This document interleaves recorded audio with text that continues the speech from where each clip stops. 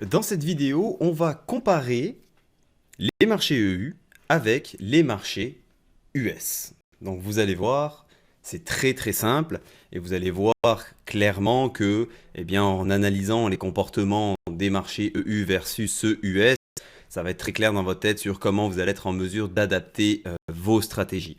Donc les marchés EU qu'on va trader, ça va être 3 bons et 2 indices. Vous allez voir que quand on va les comparer à nos bons US qu'on connaît, notre UB, ZB, ZN, ZF, vous allez voir que c'est vraiment la même chose.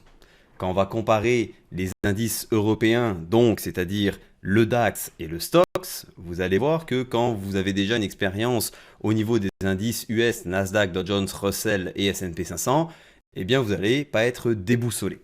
Donc, quand on regarde ici de gauche à droite, le premier ici, le FGBS, lui, c'est le CHAST. Le CHAST, lui, c'est le bon allemand sur 2 ans. La volatilité du CHAST, elle n'est pas énorme, honnêtement, et la liquidité par niveau de prix, elle est très grande. C'est un petit peu celui qu'on va mettre vraiment sur la gauche parce qu'on va vraiment le regarder si jamais il fait des breakouts au niveau de ses prix ou au niveau de son volume profile, mais c'est pas celui qu'on va trader. Le deuxième qui est le FGBL. Le FGBL, c'est le bond, donc ça c'est le bond allemand sur 10 ans avec la valeur de TIC à 10 euros.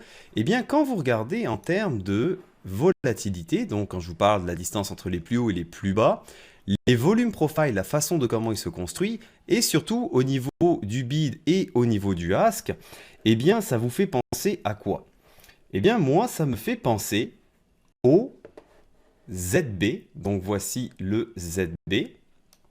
Et vous pouvez voir que son comportement en termes de distance plus haut, plus bas, et en termes de bid et de ask, c'est quasiment la même chose. D'accord?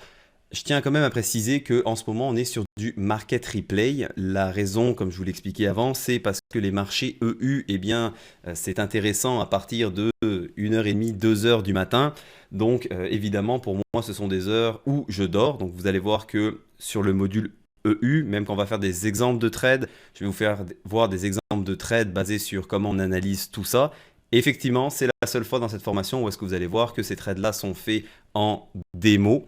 Le but, c'est pas essayer de vous prouver que j'ai fait un trade là-dedans, c'est pour vous expliquer comment adapter les stratégies. Et je vous aime beaucoup, mais me lever à 1h du matin pour venir trader, pour faire une vidéo, vous comprenez que ça va pas trop marcher avec mon horaire. Le but de ce module, c'est vous faire comprendre comment adapter les stratégies. Et ça, on va le voir dans la prochaine vidéo.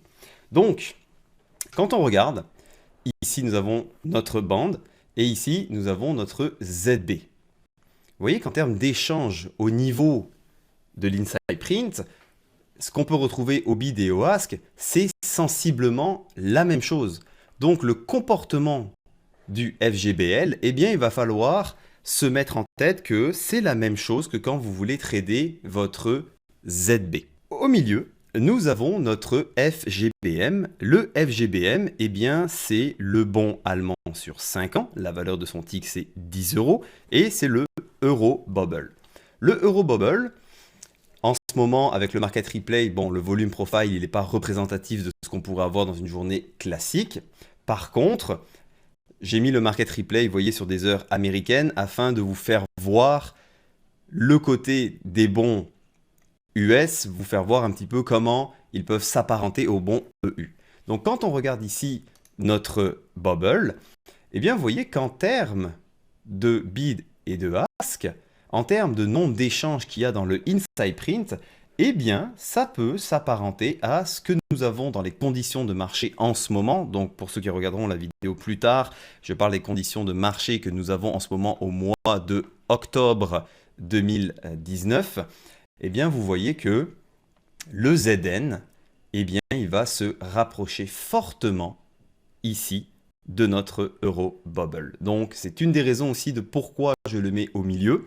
Parce que rappelez-vous, sur l'espace US, je vais avoir à gauche le UB, le ZB, au milieu le ZN, le ZF et le ES. Donc, pour respecter un petit peu cette façon de lire les choses, étant donné que le bubble va se ressembler, au ZN, je vais le mettre au milieu. Ici, nous avons le Stoxx. Le Stoxx, lui, c'est un indice. Et quand on veut le comparer aux bons du trésor ou bien aux indices US que nous avons, eh bien quand vous regardez son comportement en termes de liquidité et de volatilité, eh bien c'est celui qui va se reporter le plus aisément au ZF. D'accord? Donc c'est pour ça que je le mets de ce côté-là. Donc les comportements, ils vont être exactement les mêmes dans le sens que vous avez ici celui qui va faire votre leader et vous avez vos deux suiveurs avec votre DAX ici qui va faire office d'indicateur au même titre que le ES comme quand nous sommes sur les bons et sur les marchés US. Le Stoxx, c'est donc votre ZF. Votre bubble ici, c'est votre ZN. Et ici, nous avons notre bande qui, lui, va être représenté par notre ZB. Donc, vous voyez qu'on garde un petit peu la même structure que sur nos bons US par rapport à la liquidité, par rapport à la volatilité et par rapport à l'analyse de qui va nous leader et qui va être les bons ou les indices qui vont être en retard. Donc tout ça, on va faire des comparaisons et je vais vous faire voir des exemples concrets dans la prochaine vidéo. Au niveau de notre DAX, le DAX, lui, il est un petit peu différent dans le sens que sa volatilité, eh bien, oui, certes, elle est grande, mais par contre, elle va pas s'apparenter forcément à un Nasdaq. Donc vous voyez qu'au niveau de notre Nasdaq, en termes de bid et de ask, on va retrouver la même chose. Par contre, en termes de mouvement de marché, eh bien, ça va être un mélange entre, par exemple, le Nasdaq, le Dow Jones ou le Russell et le ES. Au même titre que le ES sur nos marchés américains, eh bien, le DAX va avoir la même implication, va faire décoller le reste des bons de la même façon que le ES. Et tout ça, on va être en mesure de le regarder dans la prochaine vidéo sur laquelle je vais vous montrer concrètement comment on va appliquer et analyser nos marchés UE au même titre que quand on le fait sur notre marché US.